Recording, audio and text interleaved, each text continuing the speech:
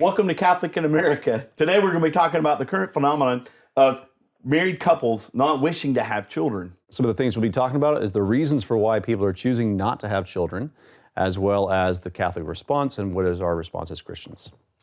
So stick around if you want to figure out this whole phenomenon called DINKs on this episode of Catholic in America.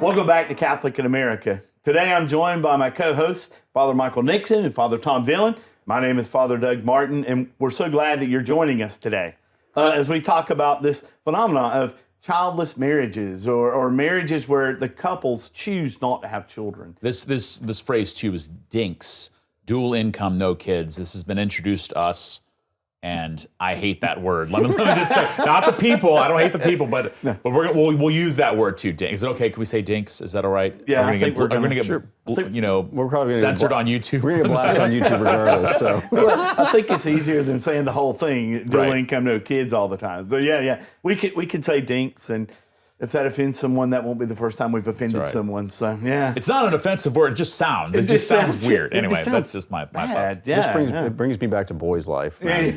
Dink and Duff. Brings me back to when I was growing up. I remember that. We had a Dinky Burgers. So, I mean, that's what it makes me think of. So it's not the boys' life. It's not boys' life. It's not Dink and Duff. It's not the burgers. Dual income, no kids. All right. dual So income, these are no people that are intentionally are not having kids or choosing to never have kids within their marriage. All right. Right. Not only choosing not to, but championing it, saying other people. I think they're also encouraging other persons to. I saw one article, I think a while back, which called "The Joys of the Childless Marriage." And so there's now this movement, not just with individual couples who are choosing themselves, but now there's kind of a cultural movement of kind of advocating for childless marriages and all the different benefits that come from this. Right. So Now I've known of couples who've had children and didn't wanted to go the other. I'm kidding. They don't want to go the other way. But no, but you do have that. You do see that from married couples that sometimes are struggling financially. They see their friends who don't have children and they're living these lavish lifestyles, and that really is kind of the lifestyle that we're talking about. One of the reasons why these people are these parents, these married couples are doing these things, or lack of parents are doing these things, is for the lifestyle, for the particular lifestyle that they want to live. They want to be able to travel, go to famous places, go to be able to travel to Italy and not have the burden of having to bring kids, the expense of it. And one of the other things that they want to do is they want to be able to increase their income. That's the same reason why I don't have a dog. Right. Right. I don't. Actually, I don't. I don't want to have a dog because I don't want the. I don't know that Father Michael, you have your dog. And I do. Yeah. I was going to look out for the dog. If you're traveling, you have to make sure that the dog is taken care of, and that's why you leave it with Father Richard. Well, I think it's interesting too, as far as the perspective that we can bring to this, because I want to go into that. Is celibate priest. Correct. Married Catholic priest. And all pastors of parishes, so kind of. But it's interesting. I think the economic aspect is definitely, as far as like what's driving this. Just kind of like the if you wanted to look at just basic economics as far as how much money you take in as one person, as two people. That's the dual income of the DINK equation, and then recognizing how expensive kids are, and kids kind of get reduced. I think people get reduced in the society that we're in to how much they cost. We get reduced to numbers, like they'll throw out those ridiculous numbers, like raising the child from 0 to 18 costs $11 billion or whatever the number is now. That's a real number. That may be $11 real. billion. It used to be, think of just inflation. It used to be only 90 billion, but now it's 11. So it's I think that's got to be one of the things that would lead to a place, at least of anxiety, where this becomes more of an attractive option for people. Yeah. Well, and we know that people are getting married later. I mean, that's still happening now. And as they're getting married later, some of their concerns are they ready for it? One aspect of that is financially. Will they're ready to even get married? And then when they're getting married, some couples have questioned, we want 3 or 4 years by ourselves and then we'll have children. And apparently these couples are saying, no, I'm getting married with the intention of not having children. And I don't think I ever want to to have children. And so it's not just a matter of, am I ready for it? The thought of it is that they're not going to, right off the bat. To me, it's something I think that kind of shows the shift that we've seen as a culture. The fact that people are getting married later, the fact that we're being told, young people today are being told by the society around them, by everything, that before you even think about marriage, you have to be, into your career, you have to be you have to have finished, high school, college, postgraduate, and be, 5 years into your career before you even think about marriage. So in a sense, that's kind of the culture around us, where if you go back 50, 60 years, just seeing how much it's shifted, once you graduate high school, you're like, well, what are you waiting for? Get married now, Right. You gotta get Right. If you were 21, they were like, you aren't married? Yeah, what's wrong with you? Yeah. So, that aspect is definitely huge, just as far as the age at which people are getting married. And I don't know what the average is right now, but it's definitely... Somewhere between, I believe last I looked at it, somewhere between 27 to 31 is the average age right now. For first marriages. For first marriages, Yeah. yes. First marriages, Hopefully, they're one and only. I hope so. Yes, I don't know of anyone who really goes into a marriage thinking that they are going to ever get divorced. But yeah, the average age is somewhere between 27 to 31, at least last I looked. Yeah, yeah. And so last year in 2023 was the first time that the birth rate actually went down in the United States. And so it's not as if this is just something, one of the reasons we're talking about this is not just because it's a current trend, but because it's actually having an effect on society. So if we think about it just for a second, if someone was a DINK, someone was in this category, and this became something that really caught on, even more so than what it has now, but what kind of effects could that have, not just on society, but really on the church itself? Well, I think it's also important, though, that we clarify the term, make sure we distinguish between people who want to have kids and can't get pregnant, right, versus people who are willfully and desire not to have children and doing everything they can not to have children. Yeah. So there is I think, making sure that our categories are right. Because I know lots of couples, obviously, who don't have kids, that they would like to have kids. They tried for years, and then they have the problem. I think that when you look at it also, though, from the perspective of those who desire not to, it's also feeding into this question that has been kind of going through society and Western civilization for the last 20, 30 years, if not longer, which is overpopulation. Yeah. And so there's actually now, I've heard arguments from people who are saying that it's actually, and I've read several different articles online, very, very different forums, that it's immoral to have children. Yeah. Because of it's irresponsible. Now there's people who are pushing that it's immoral to have children in terms of look at the overpopulation of the world, as well as look at all the carbon footprint. Yeah, carbon footprint. Single child leaves. Yeah. And so this notion that having children is actually increasing human suffering, and therefore the way that we get rid of this is have people have less children or have in some cases no children. Which is obviously behind that, for if you're familiar with, and I know that all of us are, maybe not everyone who's watching or listening, but behind that is just kind of still that looming figure of Margaret Sanger, who the way that you solve poverty and the way that you solve human suffering is by decreasing the undesirables, the population levels. And so we're still living in this society which is still highly influenced by this idea of overpopulation, human suffering, and the way that you solve this is simply by eliminating and decreasing your populations. But that's where we get into, there's a lot of recent studies that have been going on, as well as some interesting conversations of what happens when you drop below demographics, a 2. Replacement level, yeah. Correct. You have to have 2.1 to stay stable, 2.2 to grow. Right. So once you start dropping below that that's not just moral, there's an economic. Right. There's an economic quality to this, because then you end up in a backwards pyramid. Absolutely. Yeah, it brings up, because really what in the United States, what we're headed towards is what's been going on in Europe for the past 50 or so years, which you see that kind of population bubble that's happened where the population is aging and there's no replacement for that. So as far as who takes care of people who are elderly. So what's interesting is how this ends up affecting kind of upstream, as far as not having, upstream not having kids, but downstream, where it now becomes this kind of disdain for the elderly population, even though, more and more people who are elderly continue to be in positions of power.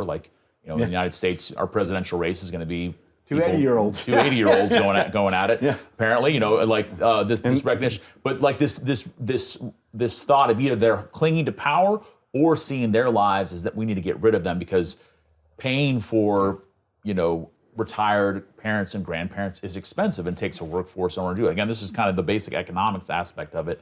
And so it becomes that much easier to move towards that societal openness towards things like euthanasia or openness towards things like, we can't pay for all these old people because we have less and less people that are in the workforce now. So it is fascinating that it's not just affecting life at its beginning stages as far as not having kids, it's also affecting life at its end stages as we move forward with it as well. But I also think that looking at those, I think it's important if we're just going to look at just for the reason of lens of a reason alone. Let's look at the countries that have adopted such models, right? Having as few children as possible, whether that be by societal choice. So take, for instance, like Europe, Germany in particular, but Germany, Spain. To support their populations, they've had to bring in large amounts of immigrants. Especially in Germany, they brought in a large amount of Turkish immigrants. They brought in a lot of, which I have no problem. I personally have no problem with immigrants coming into the country. But that's the thing is you start changing dynamics, cultural dynamics there. But then you also have let's take China for instance with the one-child policy. Which is now people are starting to realize that one-child policy, everyone was talking about, well, there's too many people in China. There's the global. They're overpopulated. There's too many people, so that too many males, not enough females. Now there's too many males and not enough females because of the one-child policy, because of the widespread abortion that happened in China. Now they have a severe lack of young people, and China's demographics do not look good right now. Right. Unless there's some they've actually lifted the one child to be now you can have two children sort of thing. But still, as a society, they've habituated themselves to the propaganda that's been going in China for the past 70 years towards this one-child policy to make it seem impossible. And I think that's the interesting thing. Because I know a American Catholic family that was living in China for a long time. They had 8 kids, and he was saying his coworkers who were Chinese that they just thought it was they were kind of amazed by a large family because there were no large families, but they also just were thought man, you must be really rich. It's kind of incomprehensible. Well, it's like someone having a spaceship or something like that to be able to have 2 kids. In China, it was the interesting thing with that is that you could actually, especially more recently, you could have more than one kid, but you had to pay a huge tax. Right. So having larger families in China did become a social status thing that you were rich because you were able to afford to pay the tax that was required for the Chinese by the CCP. So. But regardless about all that, you look in that we're in China though, their economics are looking very interesting for the next 15 years as they're going to end up in this very inverted pyramid where they're going to have a lot of old people, not a lot of younger persons, right? Which also affects consumption rates because younger people consume more, and then the consumption drives the older population and there's stability there. So, well, even closer to home though. Let's face it, the United States, if we didn't have immigration going on like we are now, which people are fighting, but if we didn't have immigration going on right now, our population would not be growing. We would be declining. No, we'd be in a very similar position. And so it's because of immigration that our society has not. And you can kind of see the political arguments for saying, hey, we need to make these people citizens because they're going to be what actually does support the elderly, because it's not as if our people are being able to reproduce at a good enough clip to kind of keep up with the need that's there. And then when you have the people that we're talking about now, married couples who have dual income and they do not intend to have children, you can kind of understand how immigration kind of plays into an issue like this. Well, to me, it really is. This is Brave New World, right? That's kind of what we're not 1984. We're Brave New World. That sex has been so divorced from having children and really from marriage. The fact that couples even want to get married today is pretty rare. I applaud those that do. Yeah. We can talk about our understanding of marriage is always intrinsically linked to openness to children, but that's maybe not society's. So this is, I think, just kind of the natural downstream effect of what the sexual revolution kind of opened up. That to say you can have sex without any sort of inhibitions, without any sort of things that hold you down, having to be married to the person, or having to be of a specific gender, or having to be open to to having kids, or all these sorts of things that in a sense used to kind of root sex and sexual practices in some sort of fabric of a society that had the whole. The reason there's laws about sex and stuff is because it impacts society. And people say like, it doesn't matter what you do. It's like actually it does. It does impact the society at large, which is why classically societies have had taboos, if not laws, around sexual behavior. Kind of moving it towards, especially in the Christian context, towards a man and a woman in a lifelong marriage that bring forward children from that, or open to children. So it is just sort of interesting how we're just sort of kind of catching up to what we've been building towards for the past 6 years. It might be DINK might be a so dumb. I'm sorry. That's again as a phrase. Dual income, no kids. Might be kind of a more recent phenomenon on TikTok or on Instagram, or people talking about it. But it's something we've been building towards for a long time, because if sex is primarily about my own self-fulfillment and not about something greater than myself, whether the marriage or the family or society at large, then it makes sense. It makes sense according to that rationale. Guys. So we're about to take a break. If you would come back on the other side, and we can talk about the Catholic response to this phenomenon.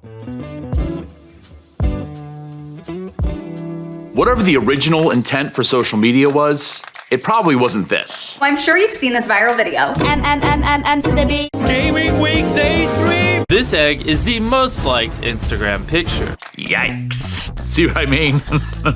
However, at St. Dominic Media, we found a much better way to do social. It is a joy, a pleasure to want to spend time with the Lord and with one another. If you delight in the Lord, He would give you the desires of your heart. And so I prayed Him to send me to the right church. And so He led me to the one that He established, which is the Catholic Church. So I'm sitting in my quiet space, my time with God, praying for my grandchildren. Understand that the devil isn't only the enemy of our souls, he's the enemy of our human nature. And so what God has joined, He wants to rupture. Judeo-Christian values. You corrected it. Judeo-Christian values. Your brain corrected it. Oh, that's fantastic. Every year, we produce hundreds of dynamic, faithful Catholic videos that reach millions of people, both online and on television.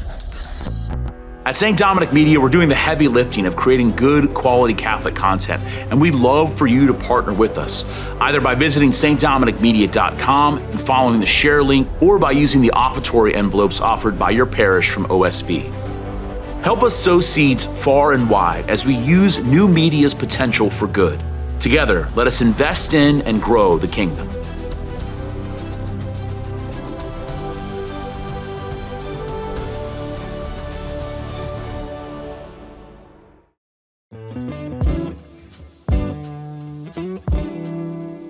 Hey guys, welcome back. So if you guys are enjoying this conversation, enjoying our show, we thank you so much for that. We thank you for all your support. Please like and share and subscribe to these videos. It helps us to reach more people, to make more of these videos and have these kind of conversations.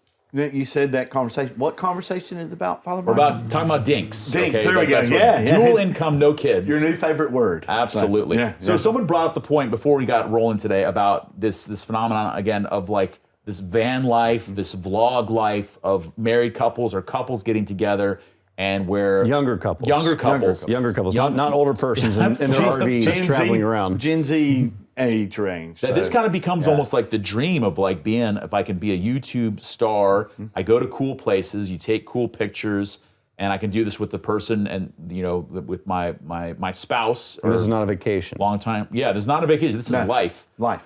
Sell everything, go do this. And it's not like sell everything and give it to the poor and come follow me. Like, geez, this is sell everything. Isn't this what is called a gypsy? It's kind of a gypsy lifestyle. life. It is sort of that. So it is fascinating. Just Travelers, the rise of that, which is also interesting too, because I'm sure anyone who actually does it quickly realizes like, oh, it's not as good as was advertised. Because if you look at everyone's YouTube or Instagram posts about it, I'm like, man, this place looks amazing. And they just went there, and they're Niagara Falls, and then they're the Grand Canyon, and they look great. And there's not ugly people. That's the thing. Right. Yeah.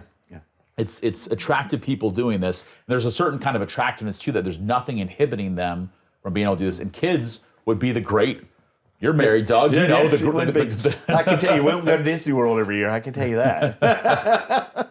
Yeah. So anyway, it's just as a wrinkle to this, I'm sure the internet and social media increases at least the sheen over this, the attractiveness to it, to make it seem like, okay, that's something I want. Especially because you can monetize that as well with Instagram, YouTube, TikTok. You can monetize. Wait, you're saying we can monetize this? Yeah. Maybe I do. How want do we do that? So yes. I mean, there's no.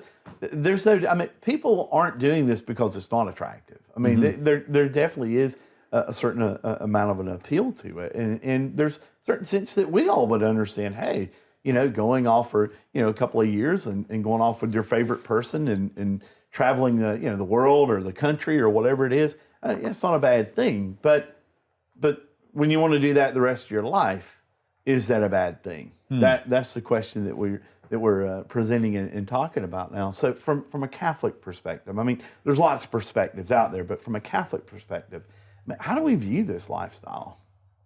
Maybe not the name, but the lifestyle. No, and I'm just thinking too, particularly when we're talking about marriage itself, that marriage is a good and holy and an essential reality. That we call it a vocation, something you're called to, that God calls us, by which we become more ourselves. Those who are called to the great sacrament of marriage. And even those who have foregone marriage for the sake of the kingdom, that it's not because marriage is bad, but that we've given up one good for another good that God wants to give us in living celibacy. So there's something within that marriage is a fundamental good, and the Catholic understanding of marriage intrinsically has within it openness to having children, even having a lot of children. Like that's as many children as God will give you. Like there's a certain openness to that's intrinsic to marriage. Sure, and I also think that but I would add into that as well is, I mean, just looking at it also as from might sound a little academic at first, but it has real importance to this conversation, is that marriage is also for the greater good. Like it's for the greater good of society. Marriage is not just about the particular good. It's not just about my own experience and me getting the most out of life, because when I die, I'm gone and there's nothing else. And so I want to have as many experiences in life as possible. I want to live life to my fullest. I want to be the best version of myself and get as many experiences. Now that you can mean different things by some of those phrases, but there's this movement in society which is like, you have to have as many experiences as possible, because once you're dead, you're gone. Yeah, there's nothing else. There's nothing else. And so there's this nihilism, it's also present very much so especially in media, we all know this. Like, there's this nihilism is that you only have one life to live. Live that life to your fullest, right? Do as much as you can, because once you're dead, you're gone. Yeah. Right? So there's pregnant in this idea of that all you have is one life, right? Now from a Christian perspective, no, we have another life. When this life ends, our real life begins, which is eternal life. But if you only believe that this is the life that we have to live, then you need to have as many experiences as possible, have as much sex, drugs, rock and roll, like this hedonism, this living for pleasure. But I don't think it's always just this hedonism, like it's just living for pleasure. It's this living for experience. Yeah. And so I think that's, because I don't want to say that everyone who lives these types of things, they're just hedonists. They're just living like Dionysian, debauched lives where they're just sitting around drunk all day long. No, they want experiences because they want the experiences of life. And like, especially as a consequence of our society, which says, no, you have this life, live it all, right? That's also why anything which causes me to suffer or be uncomfortable. And I mean, at this point, Doug, you know this more personally than I do, although I'm up to 25, 26 nieces and nephews. Right. Children call you like it's uncomfortable. Like my sister Rose just had a child. She's at my house quite a bit, right? And I've seen like the discomfort. Like it's not comfortable to have children. And but at the end of the day, there's also this notion of like marriage is for the greater good. It's not just for the good of the couple, although it is for the good of the couple themselves, because marriage causes you, especially if you have children, to become someone who you weren't before. Right? So and there's a point where you can be a spouse, but being a spouse is not the same as being a father or being a mother. Like marriage calls you out of yourself. It calls you to experience a different type of experience, an oftentimes uncomfortable type of experience, right? But an experience that without which you'll never grow and actualize in a way in which you could, right?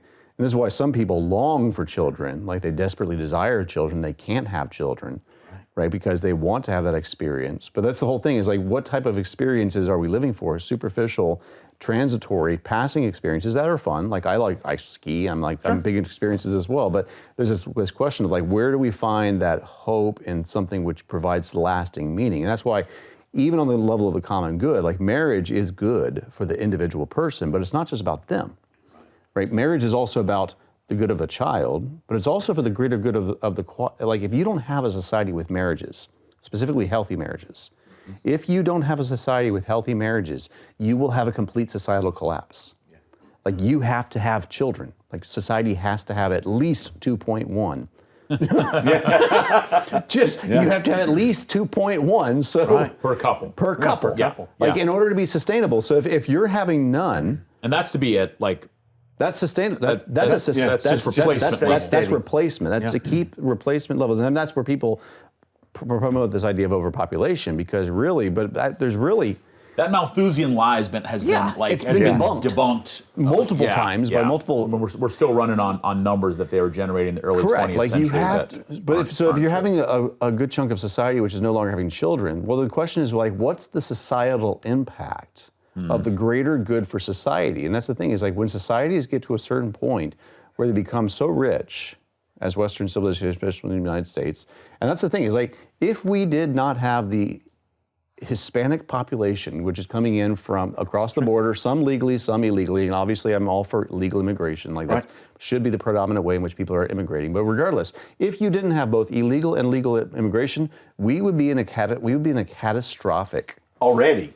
We would be in a catastrophic population crash if we didn't have and that's the whole thing, like globalism, the global market is all about that. You have to have these immigrants coming in. That's what the people who are at the top do know this. That's why you have to have these, because you have to have the replacement. If we don't have that, if you have the vast majority of people, now people are like, well, we can solve these problems through technology. Like through reproductive technology, like if we can get people to live longer, like then we don't need to have as many people, because like what happens, that's what Pope Benedict said before he resigned, like the very scary idea that human beings could possibly double their lifespan. Right. Like that we are looking at that like through technology, like it's not unforeseen that like human beings could live to be 200 years old. I mean, that sounds like science fiction. Right. But if you stay on like this idea of like, could we prolong, well, if you prolong the lifespan of people, right? Yeah. Then there's not enough resources for the younger generations. And so then the question is the despoilment of later generations so that we can hold on to what we have right now.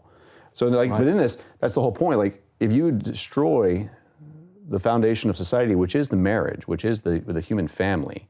Marriage and children. Marriage and children. And again, I think because when we say marriage, we think marriage and children. Yeah. But that's why I'm saying the greater good, like not even looking at this from the religious standpoint, obviously from a theological standpoint, like the three of us are in agreement on what that is. But I'm saying even the economic. But it's the logic of it too. You're right. It's the economics of it. And we don't believe as Catholics that faith and reason are in contradiction. We believe that our faith and heightens our reasoning skills. Yeah. I think there's something within this too that, again, that's on kind of the macro that the norm of married couples being open to children, having kids, having lots of kids, even, that's you might not be able to take as many vacations, but have lots of kids. Like that there's something beautiful and rich and dynamic and essential for the building up of a healthy society. And when we don't have that, we see that. But also for the couple themselves, even kind of just thinking about how does this impact them? Because I think about married couples that I've known, who maybe those who struggle to have children or those who had a child pretty early. It has the potential. Obviously, there's could be difficulties and struggles within that. It's not always just it's so magical having a baby. But there's something so profound that they would have missed out on. I always think of like the comedian Jim Gaffigan, who has 5 kids, and him and his family live in New York, and that's like unheard of. And they live like in New York City, and he's a comedian too. That's really unheard of because most professional comedians that he knows don't have any kids. Right. But the one that I've always been struck by the thing he said, like every child that we have, it kind of like pours more like life and joy into my black heart, as it says, my cold, my cold, the shriveled heart. That it's like. So maybe he says, maybe by the time I have 15, then I'll finally be a good person. I'll finally be a good person or something. But there's something to be said for that because if I want more love and joy and grace, then I have to give it. Yeah. I don't get that by taking, and nothing calls you to give more than having children. I mean, nothing does. And there's something about that I think we're depriving ourselves for a lot of reasons, for economics or for fear, for anxiety or for hedonism or whatever the reasons might be. But I think young people are being deprived of the greatest good that they could receive when they're not being within their marriages, being open to life and to the disruptive reality of babies and children. Absolutely. I mean, having children and having to raise children, make those sacrifices. Not being able to go on those big vacations because the family's too big, or we got too many, or we're not making enough. All those things create character in us. I mean, none of us really want to do something bad just so we gain character from it. None of us wants to suffer just to gain character from it. But the promise that comes with that the kind of person that we become, the kind of the way that it makes us the kind of person that God wants us to be, happens when it comes through sacrifice. We know that. That's the language of love. That's the language that God speaks to his son Jesus. Is the language that he speaks to us as well, is that sacrifice. And I think one of the driving forces behind this is that we don't want to sacrifice. We don't want to suffer in our society. Which is why we have all the drugs we have, the therapy we have, all those things. I'm not saying that those things are bad. Those things, perform a much needed service for people who are suffering and who need that relief and that help. But we as a society, it seems, maybe it's always been this way and we just never had an out, but it seems today more so than ever that we do not want to suffer at all. I mean, I've stood in line behind someone at the grocery store and heard the people behind me complaining because they're ready to go, and the person in front of you is really not taking that long. I mean, it's really very normal. We just don't even want to suffer, even in the very little small ways. So to actually have to suffer, having a child, the pain that goes through that for a mom, and then also for the family, the sufferings, the sacrifices you're going to have to make, we think more of the discomfort than we do of what actually comes from it, the good that actually comes from it, not just for myself, but for society as well, as you're saying. I think too, maybe it's not like either, stay home, do the American thing of like, one 9-to-5 job, one person's doing there and grind it out with kids, or have this adventurous, lavish lifestyle of like, to me, it's kind of like, well, maybe the real problem is that we've, like, people, and that's actually being addressed by this, is people are sick and tired of the American dream rat race. And I would agree with that. I would agree with that, to say, like, maybe you're called to live your life in a different way. Maybe you're called to homeschool your kids and to travel around and to not do all those things as far as like, you have to climb the corporate ladder. There's lots of ways of doing this, of sort of like viewing the adventure of life maybe outside of kind of the norm, that I think some of this is addressing. It is addressing people saying, like, I don't want to do that job that's going to suck my soul out. I just want to travel, and the fact that I have someone that can travel with me, and this is back to the van life sort of thing. Right. That's great. Whether it is actual travels or just sort of pursuing life together. But to say, like, how awesome would that be if that also included the openness to life, also included bringing children, fostering children, or adopting children, or those aspects that are so essential for our society. I think really help those couples to become more human, more alive. That it's not either or. That it can be both and, as far as taking the best of what's there, and that sort of lifestyle, and seeing how do you live this while being open to life and just that adventure, which is the best kind of adventure there is. And I can tell you, because I am a dad and a husband. What? Yeah, that's crazy, and I have this on. But being a dad and a husband, we were married for 3 years before we had our first child. Wasn't planned, it's just the way it kind of happened, but we were married for 3 years before we had our first child, and we enjoyed those years. But I got to tell you, we've enjoyed the years of having our children as well. If you really enjoy seeing someone else experience something, and you want to see the look on their face, the enjoyment that they have from it, the kind of fulfillment that they get from it, man, see it on your children's faces as well. I mean, that to me is not the cure to this kind of thinking, but it's definitely something that's not really being thought about is you know, not just the excitement that I see on my spouse's face or my partner's face, but the excitement that I would see on these children's faces as well, to be able to do some of these things. So, okay, so you can't do all the things that you've wanted to do. Maybe not. I mean, it is possible, especially with economics today. Those things are kind of possible at times. But to see the excitement on your children's faces as well, there's really not much like it in the world. Praise God for that. Yeah. So for DINKs, maybe we can just say this. Anyone who's tempted by, like, you know, God wants to do something great with your life. You know, getting married, being open to life. God's calling you to marriage, having kids. You know, being open to that great adventure. It's worth it. Don't short circuit that. I think that would be our response. Yeah. And that doesn't mean you know necessarily comfortable, but as a great Pope Benedict is maybe apocryphally quoted as saying, you weren't made for, you know, the world promises you comfort, but you weren't made for comfort, you were made for greatness. So I want to say there's any couples out there, you were made for greatness, and there's nothing greater than bringing new life into this world. Well, thank you guys for having this conversation, and thank you for joining us on Catholic in America. We'll see you again next time.